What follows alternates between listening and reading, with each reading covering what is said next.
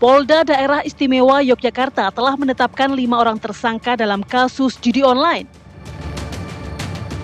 Penangkapan ini dilakukan karena mereka diduga mengakali sistem di situs judi online. Kelima tersangka berinisial RDS, NF, EN, DA, dan PA ditangkap di sebuah rumah kontrakan di Banguntapan, Bantul, Yogyakarta beberapa waktu lalu. Mereka diketahui telah membuat puluhan akun baru untuk mendapatkan keuntungan dari promosi situs judi online. RDS berperan sebagai pemodal sekaligus otak dari komplotan ini, sedangkan 4 lainnya sebagai player atau pemain. Setiap hari RDS dan 4 pemain membuat 40 akun judol baru menggunakan kartu SIM berbeda. Para pelaku memanfaatkan promosi situs judol di mana akun baru berpotensi menang lebih besar. Dalam sebulan RDS bisa mendapatkan keuntungan hingga 50 juta rupiah, sedangkan 4 bawahannya diberi upah 1 hingga 1,5 juta rupiah per minggu. Polisi tidak menyebutkan pihak pelapor dalam kasus ini. Kasubdit Cyber Ditreskrimsus Polda DIY hanya mengungkap bahwa kasus ini terungkap dari laporan masyarakat pada 10 Juli 2025 lalu. Lantas siapakah pelapor yang dirugikan dari mengakali sistem dalam praktek judi online ini? Tim TV One mengabarkan. Sebagai perannya untuk RDS ini adalah bosnya. Dia yang menyiapkan link atau situsnya, dia mencari, kemudian menyiapkan PC-nya, kemudian menyuruh 4 orang karyawannya untuk masang judi online. Kemudian dia mencari promosi di situs-situs web judi online itu. Dia menurut pengakuan tersangka adalah keuntungannya mengambil dari fee atau yang ada promosi tadi setiap pembukaan akun atau situs akun yang baru itu. Jadi dia omsetnya itu sebulan bisa 50 juta. Kemudian untuk karyawannya digaji per minggu 1 sampai 1,5 juta. Kalau dengerin berita ini saya terfikirkan mengenai film Blackjack. Pernah dengar nggak film Blackjack di mana ada mahasiswa-mahasiswa yang kemudian mengecoh dari bandar judi di Las Vegas. Akhirnya mereka ini dipergunakan oleh pihak kepolisian setempat untuk bisa menangkap si bandar judinya. Mungkin nggak sih kasus ini? Bisa jadi dimanfaatkan polisi untuk mendapatkan pengembangan kasus nantinya ya. Siapa kira-kira bandarnya begitu nanti. Walaupun saat ini publik bertanya-tanya siapa yang melaporkan sehingga pihak kepolisian bisa menangkap orang-orang yang mengecoh bandar judi. Ya kan, masyarakat katanya aduan masyarakat ya. Ya semoga ini juga ada pengembangan juga sehingga tidak hanya para pemain judi yang diamankan oleh pihak kepolisian tapi juga bandar-bandar judinya harus diberantas nih. Kita akan membahas mengenai hal ini dengan narasumber yang sudah hadir di studio. Sudah ada Mas Pratama Persada, ini ahli IT yang akan mengulik lebih dalam ya pakar pakar IT ya. Selamat pagi Mas. Selamat Assalamualaikum. pagi. Waalaikumsalam. Kemudian juga ada Pak Yusuf Warshim, Komisioner Kompolnas. Selamat pagi, Assalamualaikum Pak Yusuf. Waalaikumsalam, selamat pagi, Waalaikumsalam. Pak Yusuf, sebelumnya terima kasih banyak waktunya sudah berkenan untuk hadir via Zoom. Sebenarnya harusnya di studio, cuma Pak Yusuf lagi ada keperluan urgensi ya, berada di rumah sakit saat ini ya Pak Yusuf ya? Betul, lagi di rumah sakit. Baik, Pak Yusuf, terkait hal ini publik bertanya-tanya Pak sebenarnya. Bagaimana pihak kepolisian akhirnya bisa membongkar dan juga mengamankan beberapa tersangka pemain judi online yang bisa ini justru mengecoh dan mendapatkan keuntungan dari bandar judi online. Siapa yang melakukan pelaporan? Kronologinya seperti apa yang diketahui Kompolnas? Sampai sejauh ini kita belum mendapatkan informasi, hanya karena ini sudah rame ya di media sosial terutama yang narasinya seolah-olah orang ditangkap mengalahkan bandar ya, itu sudah rame. Jadi kami sebagaimana biasa karena ini viral, kami soroti mendapatkan perhatian publik juga soal kasus ini, maka kami sedang proses memintakan klarifikasi secara resmi.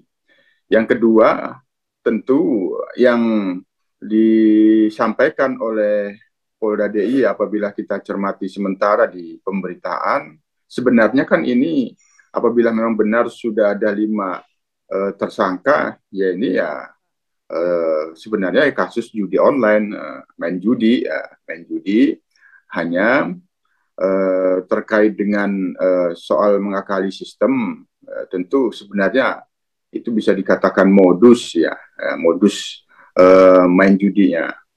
Hanya persoalannya terkait dengan ketika sudah ada penetapan tersangka dan itu dipastikan deliknya 303 KUHP, kaitannya dengan Undang-Undang ITE biasanya pasal 45, terus pasal 27 yang khusus terkait dengan konten mentransmisikan informasi elektronik yang terkait dengan judi. Nah, itu dipastikan seperti itu. Hanya terkait dengan situsnya, karena katakanlah faktanya aja judi online, berarti kan ada situs yang memang situs judi online. Oleh karenanya tentu ini tetap harus ditindak. Penindakannya kan kewenangan ada pada pemblokiran itu oleh lembaga negara lain, Kementerian Komdiji, maka tentu proses penindakannya kan dimohonkan untuk dilakukan pemblokiran. Maka ini satu hal yang akan kita mintakan penjelasan ke Polda DIY bagaimana dengan situs judinya. Apakah sudah dilakukan permintaan untuk dilakukan pemblokiran? Yang kedua, terkait dengan pemilik atau bandar di dalam situs judi online ini kan tetap harus ditindak karena melalui 5 orang yang telah ditetapkan tersangka ini sesungguhnya ada praktek bermain judi online, ada pemainnya dengan modus katakanlah mengakali sistem untuk bisa terus menang. Nah, tentu bagaimana dengan situs dan bandarnya, tentu kita tetap memandang bahwa itu harus ditindak. Hanya prosesnya tentu sebagaimana biasa, sekali lagi ada permintaan pemblokiran situs. Nah, apakah ini juga sudah dilakukan? Ini bagian dari hal-hal yang sangat penting kami mintakan klarifikasi ke Polda DIY.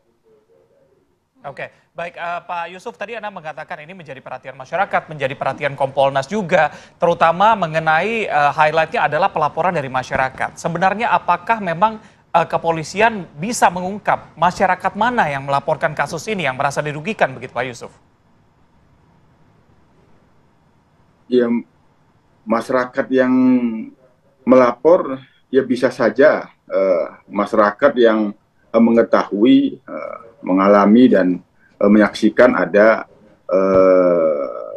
judi online yang sedang berlangsung, atau ya kita belum mengetahui sesuai dengan yang ada dalam narasi media sosial itu kan disebut mengalahkan bandar. Apakah bandar itu yang melapornya? Sekali lagi ini bagian dari hal yang memang harus kita mendapatkan penjelasan. Itu yang akan kami mintakan agar kita betul-betul bisa memahami secara jelas, karena ketika sudah ada yang ditetapkan sebagai tersangka, sesungguhnya sudah ada fakta-fakta dan alat bukti yang menjelaskan ada judi online. Tentu ada pemain, ada bandar, ada situsnya yang harus ditindak. Itu saja Mas Reza.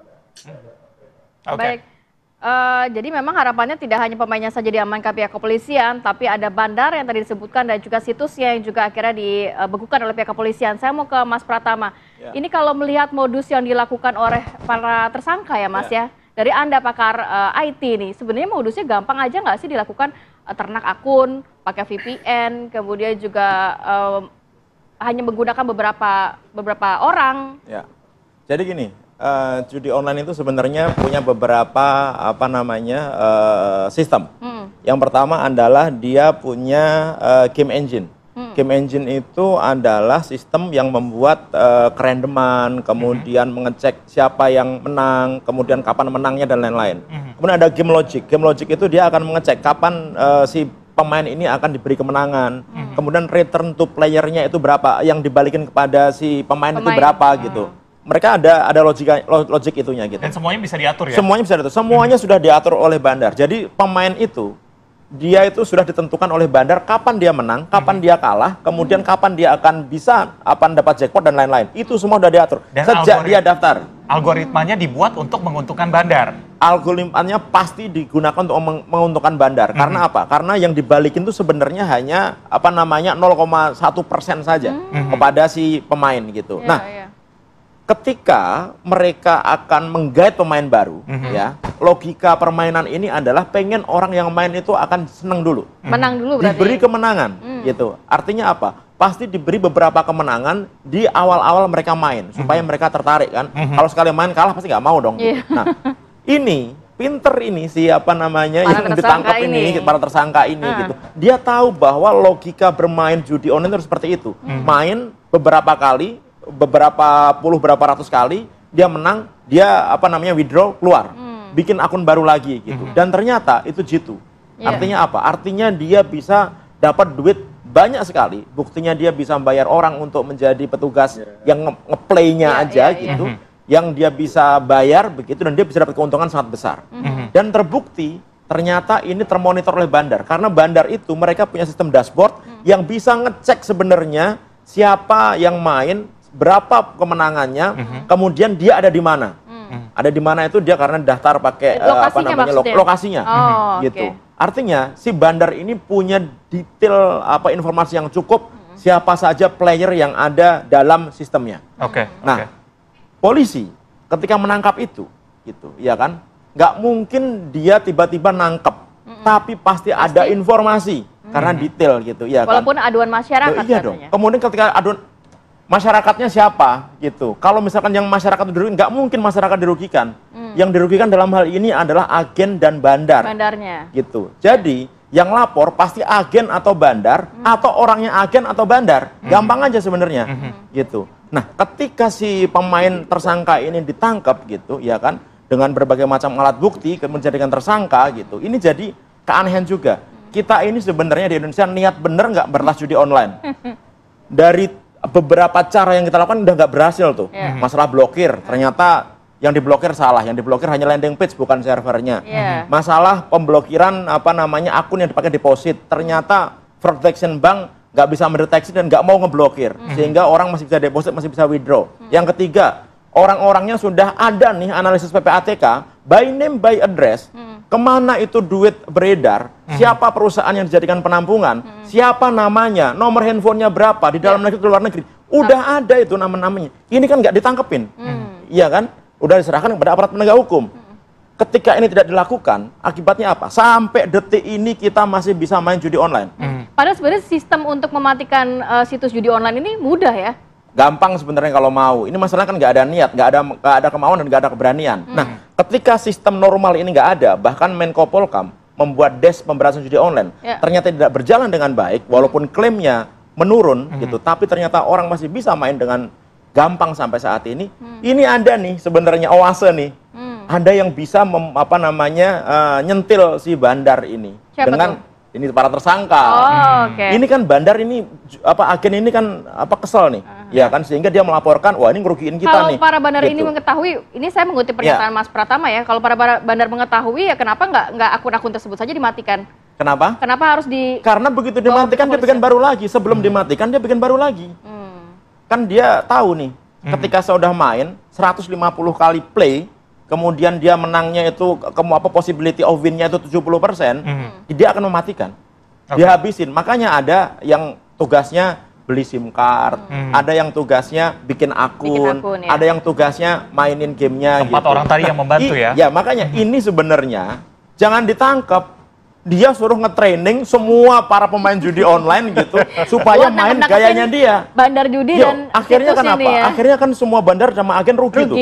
Ketika semua agen sama bandar rugi, orang pasti akan mikir, udahlah nggak usah nyari duit di Indonesia. Karena disitulah mereka tahu celahnya begitu ya Mas ya. Karena cara-cara formal ternyata nggak bisa dilakukan gitu. Bang, yang cukup menarik adalah tadi Anda katakan ini hal yang lazim begitu ya. Apakah memang semua situs judi online atau servernya tadi menggunakan sistem yang sama seperti ini, memberikan possibility kemenangan yang lebih besar kepada para pengguna baru dan segala macam, itu juga yang akan menggait para pengguna judi online begitu. Jadi kita harus membedakan ketika orang daftar judi online, ada websitenya gitu kan, ada aplikasinya dan lain-lain. itu hanya pintu masuknya saja. Jadi ketika kita daftar ke kontak customer service-nya dan lain-lain, ada ribuan, ada jutaan website, dan yang sekarang itu diblokir oleh Komdiki, ada lebih dari 5 juta website diblokir.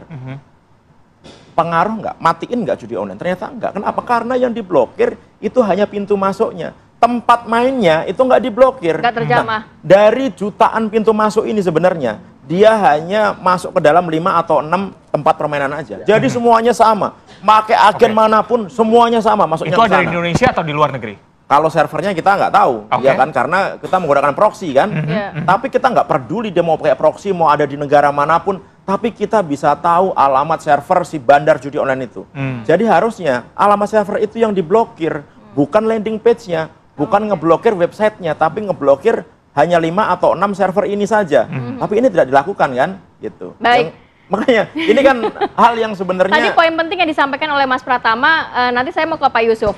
Kenapa nggak mereka justru para tersangka ini dipergunakan untuk membuat bandar judi dan juga situs-situs judi online ini lama-lama rugi, akhirnya mungkin tutup sendiri gitu ya Mas ya. Tapi tahan dulu, kita akan sambung lagi nanti Pak Yusuf di segmen berikutnya. Tetap bersama kami di Apa Kabar Indonesia Pagi. Kalau mengambil poin dari Mas Pratama tadi, seharusnya dari orang-orang inilah mungkin taktiknya bisa digunakan nantinya untuk membuat para bandar judi dan juga situs judi online ini rugi justru nantinya. Bagaimana Pak Yusuf? Ya, itu tadi yang paling utama apabila memang ini dilakukan oleh pihak penyidik Polda DIY terhadap 5 orang yang sudah ditetapkan tersangka ini dalam rangka melakukan penindakan terhadap judi online, maka tentu penindakan yang dilakukan dalam kasus ini tidak hanya sampai pada 5 orang ini. Sebagaimana yang tadi disampaikan oleh Pak Pratama, yaitu sebagai sebuah saran dan masukan, sebagaimana juga yang telah saya sampaikan, sementara memang belum ada informasi yang kita terima terkait dengan bagaimana sebenarnya peristiwa dan kasusnya. Yang dimaksud pelapor itu siapa, tentu dipastikan pelapor itu yang mengetahui, yang mengalami dan mendengar terkait dengan permainan judi online yang sedang berlangsung. Tidak mungkin orang yang melaporkan itu yang tidak punya keterkaitan dengan permainan judi online yang itu sedang dilakukan oleh 5 orang yang telah ditetapkan tersangka ini. Itu tidak mungkin orang yang tidak mengetahui dan mengalami. Sehingga apa yang disampaikan oleh Pak Pratama tadi itu saya kira perlu direspon, apakah itu bandar, tapi kalau itu situs ya judi online-nya itu berada servernya tidak di tidak di Indonesia, tentu ada agent-agentnya yang intinya kaitannya dengan situs judi online ini ya sebagaimana yang saya sampaikan tadi perlu dan harus ditindak. Nah, tidak hanya pada 5 orang ini karena transaksi judi online-nya kan sudah ada dijelaskan sebagaimana yang disampaikan di dalam rilis Polda DIY itu. Jadi transaksinya sudah ada, siapa yang dikatakan merugi, apakah itu bandar, apakah mereka memang menang di tahap-tahap awal ini, itu yang sudah menjadi fakta-fakta, sehingga sekali lagi kami sebagai pengawas tentu memberikan saran bahwa soal 5 orang ini tidak hanya sampai pada mereka, kaitannya dengan situs judi online-nya bagaimana, hanya kami sekali lagi tentu akan mendapatkan penjelasan secara resmi yang sedang kami siapkan meminta klarifikasi terhadap kasus ini. Itu. Oke, Pak Yusuf, komunikasi dengan Polda DIY memang apakah sudah dilakukan? Kalau kita ketahui pengungkapan kasusnya kan sudah dilakukan 31 Juli lalu begitu, pada pekan lalu. Apakah memang komunikasi sudah berjalan atau memang baru berjalan ketika memang kasus ini menjadi perhatian publik, Pak? Iya, karena ini rame, kami masih dalam proses koordinasi sampai sejauh ini. Secara detail dan resmi, informasi yang kita peroleh itu belum banyak, jadi belum kita akan mendapatkan secara detail dulu, karena yang sangat penting kan kaitannya dengan situs judi online-nya ini, apakah pelapor itu terkait yang bagian dari situs judi online itu. Tentu tadi apa yang disampaikan oleh Pak Pratama itu saya kira itu menjadi saran dan masukan yang sangat penting, dan ya kalau memang sudah ada 5 yang bisa ditetapkan tersangka, ya kami yakin tentu pihak-pihak lain yang menjadi pihak bukan pemain tapi agent ataupun bandar, tentu itu sebenarnya sudah bisa diketahui oleh pihak kepolisian karena sudah ada situsnya. Baik, kita harapkan juga ada pengembangan dari pihak kepolisian sehingga situs dan juga bandar judinya dapat segera diungkap begitu oleh pihak kepolisian. Mas Pratama, kalau ngomongin soal judi online ini semua pihak udah gerak kok Mas. Komdiji, PPATK memblokir rekening yang ternyata juga ada berhubungan dengan judi online. Pihak kepolisian juga terus bekerja. Kita semua menginginkan bahwa judi online tidak ada lagi di Indonesia. Bagaimana dari sisi Anda secara IT nih untuk memutus jaringan server yang sebenarnya itu adalah urat nadinya, itu di situ ada pokok permasalahan ya. Itu kan kita sebagai orang normal ya, ingin agar judi online ini berhenti kan, karena merugikan banyak sekali orang Indonesia, banyak sekali masyarakat Indonesia, dan faktanya memang pemain judi online itu rata-rata adalah orang berpenghasilan yang rendah, sehingga depositnya 20.000, 30.000, 50.000. Yang kemarin Pak Kepala PPATK bilang yang gaji di bawah 2 juta itu 70% lebih uangnya digunakan untuk judi online. Gimana dia ngedepin keluarganya? Artinya ini udah nggak ada kata lain, harus diberantas. Nah, yang jadi masalah adalah ada berbagai macam cara yang bisa digunakan untuk memberantas judi online ini. Yang tadi Mbak Kama bilang, mulai dari sisi teknologi. Gampang sekali dari sisi teknologi itu. Kita kan selalu berlindung bahwa ini kan ada di luar negeri, ini kan ada di mana-mana, kita nggak tahu. Kita ini bisa tahu dengan sangat gampang sekali server yang digunakan itu alamat IP address-nya berapa. Blokir aja.